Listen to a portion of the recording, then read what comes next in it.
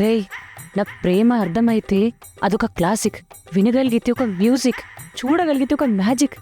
ఇవన్నీ లవ్లో చాలా బేసిక్. ఇక చేంజ్ చేస్తావా ఈ టాపిక్? మన లవ్ని నువ్వు అర్థం చేసుకోకపోతే అది నా తప్ప. ఏంటి నీ ప్రాబ్లం? ఏమర్థం చేసుకోవాలి? ఇన్స్టాలో పిక్ పెట్టాను, లైక్ కూడా కొట్టలేదు, పైగా లేట్ వచ్చావు, సారీ కూడా చెప్పట్లేదు. నీ లైకులు కామెంట్లు తగిలయ్యా. నీ పిచ్చి వల్ల నన్ను పిచ్చోని చేసేటట్టున్నావు కదే. వాట్సాప్ స్టేటస్కి కామెంట్ పెట్టాను, అది సరిపోదా?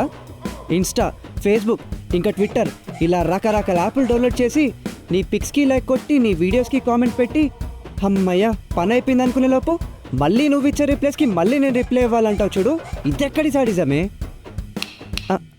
అయ్యో అలా అంటావేంటి? ఇదిగో ఇప్పుడే ఇన్స్టాలో నీ ఫోటోకి లైక్ కొడుతున్నా. ఇంకా లేట్గా వచ్చినందుకు కూడా సారీ, ఓకేనా? లాస్ట్లో ఓకేనా ఏంటి?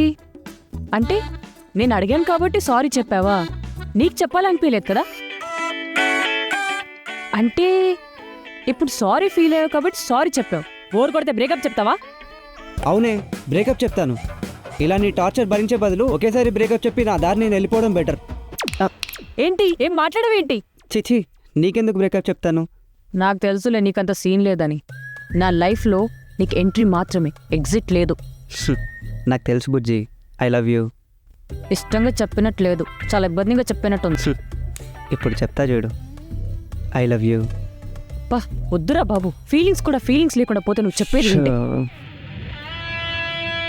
చూసావా వద్దంటే ఆగిపోయావు. నువ్వు నిజంగా లవ్ చేస్తున్నావా?